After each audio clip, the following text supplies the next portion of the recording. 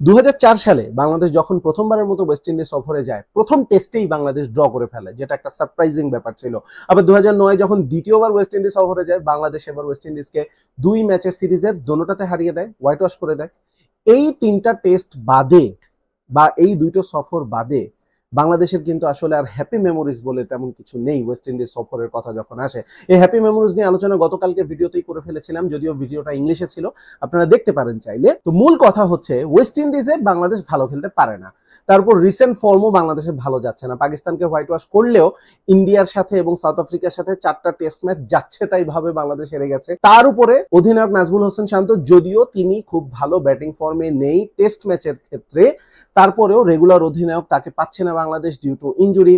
মুশফিকুর রহিম বাংলাদেশের সবচেয়ে ভরসার যে নাম, তাকে পাচ্ছে না বাংলাদেশ ডিউ টু ইনজুরি। সুতরাং অভিজ্ঞতার দিক থেকেও বাংলাদেশ কিন্তু অনেকখানি পিছিয়ে যাবে এই টেস্ট সিরিজে। তাহলে এই পরিবর্তিত পরিস্থিতিতে প্রথম টেস্টের একাদশটা কি হতে পারে? আমি সাদমান ইসলাম অনিককে আসলে আর সুযোগ দেওয়ার পক্ষপাতী নই।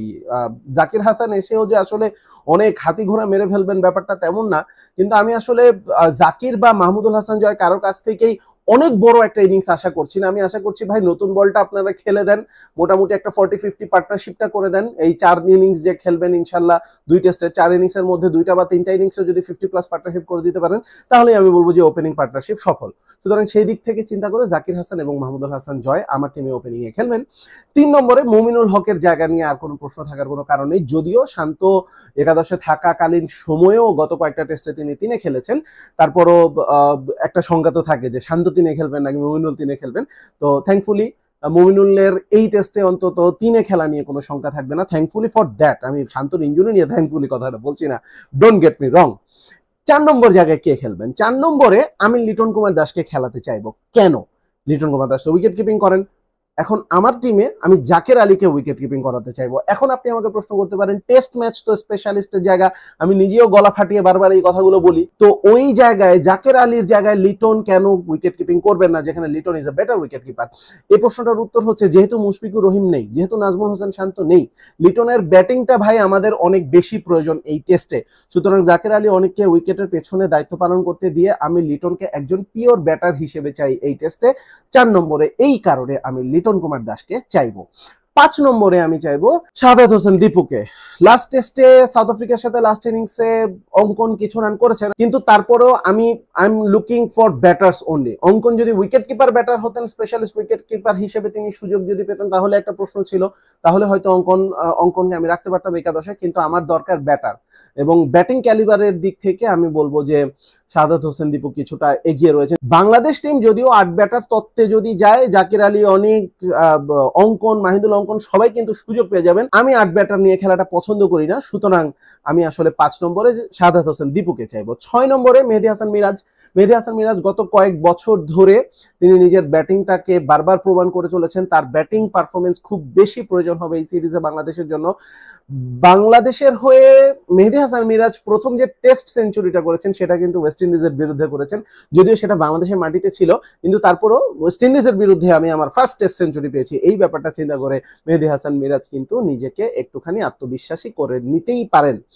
7 নম্বরে খেলবেন জাকের আলী অনিক, ইতিমধ্যেই বলে ফেলেছি তিনি আমার টিমে উইকেট কিপার হিসেবে খেলবেন। এবং সাউথ আফ্রিকার সাথে অভিষেক সিরিজটা কিন্তু তার খারাপ যায়নি। মজার ব্যাপার হচ্ছে জাকের আলী অনিকের অভিষেক যে ফরম্যাটেই হোক, সেটা টি20 হোক, সেটা ওয়ান ডে হোক, সেটা টেস্টে হোক, অভিষেক কিন্তু সবসময় তার ভালো হয়েছে। এখন সেটা ধরে রাখার পালা।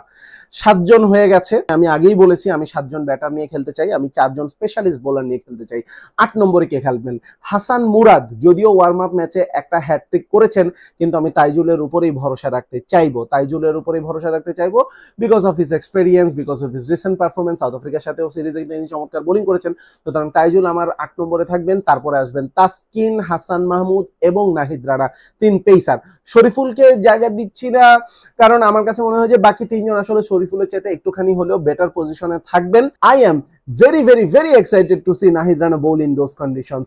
ফাস্ট বোলারদের আতুর ঘর ক্যারিবিয়ান দ্বীপপুঞ্জে বাংলাদেশের একটা ছেলে 145-150 কিলোমিটারে বল করছে, বাউন্সার দিচ্ছে, ব্যাটারদের মাথায় বল লাগাচ্ছে, ব্যাপারটা খুবই এক্সাইটিং হবে দেখতে।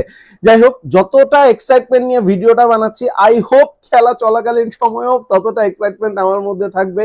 আই হোপ বাংলাদেশ একটু বেটার পারফর্ম করতে পারবে, হারতেই পারে একটা টেস্ট ম্যাচ আরেকটা দেশে গিয়ে ওই সুইমিং কন্ডিশনে বাংলাদেশ হারতেই পারে, কিন্তু প্রশ্নটা হচ্ছে সেই হারটা যেন অসহায় আত্মসমর্পণ না হয়। ভিডিওটা যদি ভালো লাগে তাহলে আপনার বন্ধুদের সাথে শেয়ার করুন, ভিডিওটাতে একটা লাইক দিন, আপনার মতামত কমেন্টে জানান, আর অবশ্যই যদি আমার চ্যানেলটা এখনো সাবস্ক্রাইব করে না থাকেন সাবস্ক্রাইব করুন।